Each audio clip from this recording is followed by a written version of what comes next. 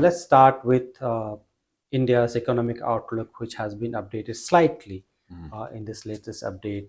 What do you sense about that? What is your assessment of India's economic situation right now? Excellent. So India's economy is growing strongly, and also inflation is coming is in the range of the central bank target. So those are positive things, and the growth forecast itself is for growth of 6.1% this year. This means that basically 16% of the world economy, 1 in 6 of the world economic growth, is coming from India. And there is an upward revision. That's mainly because of what happened at the end of last year. More government investment, more private investment give it the economy a boost, and that has a knock-on effect for this year. Now we do see growth continuing to be above 6 next year as well, 6.3%, and in the medium term, about 6%. So this is the kind of above average growth for the region that is really going to help economic well-being. On inflation, the target band 2 to 6%.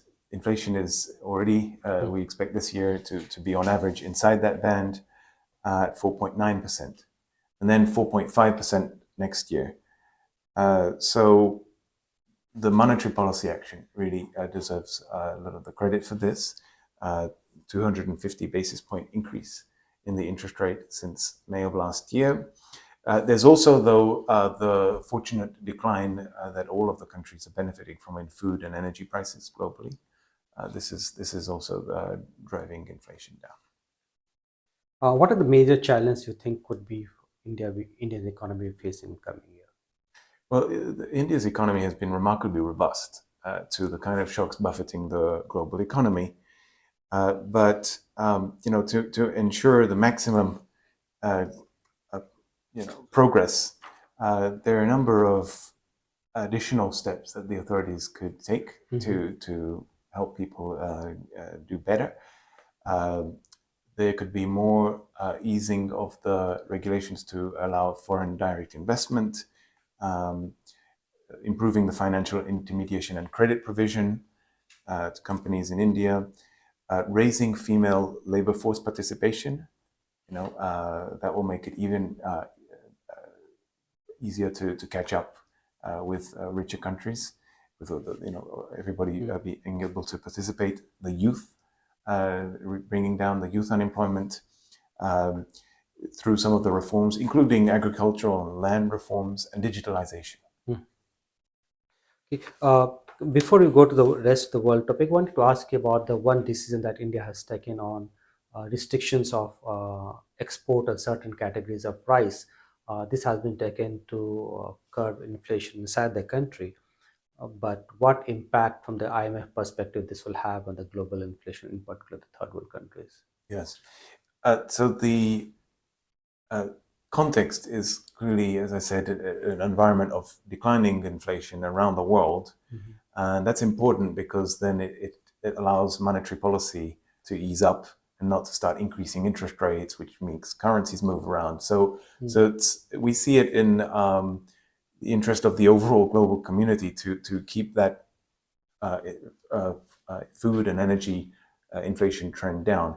Now, the challenge is that if we see restrictions in other countries as well as India, we've been very clear that, in our view, we understand the domestic consideration, but if you see that global impact, then that would go against the reduction in inflation. And so our perspective is that such restrictions should be phased out as soon as feasible. And what could be the gradual phasing out? Has IMF approached India on this issue? Yes, we actually, this is our general position for restrictions on trade. It's these kind of measures, if they can be withdrawn, it's going to ensure that the overall global, food insecurity, food inflation is on an easing trend. So This is the perspective we have. Now, coming to the global scene, where do you see the global economy now? And I would like to also ask you something on China as The global economy is slowing. It's been a bit more resilient than we expected, but it's slowing, and inflation is therefore coming down as well. Our forecast for this year is for growth to go from 3.5% last year to 3.0% this year. well. We've revised up our forecast. It was only 2.8 3 months ago. That's because the first quarter of this year started really strong. A lot of this came from services, both domestic demand, pent-up demand coming out, but also if you look at tourism, you've got countries like Italy, Spain, Mexico that have really rebounded. And this explains the strong the sort of upgrade to our forecast. Next year, we see growth continuing at 3%, and actually our medium-term forecast for the world is also 3%. So there isn't so much to celebrate about because this is really well below the historical average. We were closer to 4% historically in the last 20 years before COVID. So, steps to increase global growth would be very welcome. And can you tell us about the Chinese economy and its impact on the global part? It's downtown right now. Yes, we are actually forecasting the rebound in Chinese growth. So from 3% last year to 5.2% this year. And this is on the back of the reopening.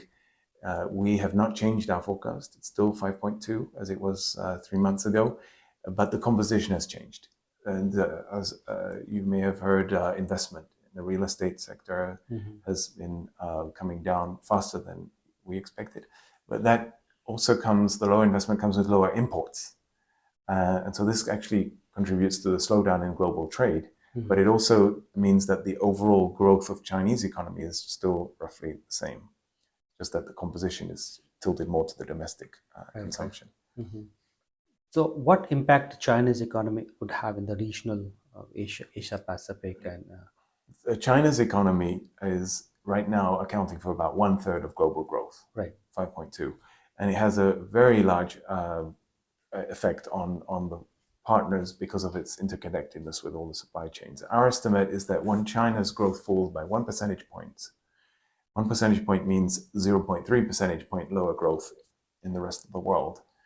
And this is therefore why we're so worried about watching the risk that China's economy could falter in its recovery. The real estate sector would be the main source of that slowdown. Right. One last question I wanted to ask you about the US economy. There's talk about recession here. What is IMF position? How does the IMF see that? Right. So that's not our expectation for the US economy. We see the strong growth in consumption this year, very tight labor markets, and inflation coming down.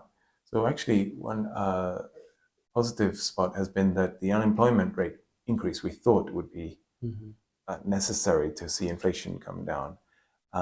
We don't see as much unemployment needed anymore. We've got unemployment forecast now peaking at about 4.3% next year. Right. We used to think unemployment would go above 5.5%. So this is a different kind of disinflation than we expect, and it's very encouraging.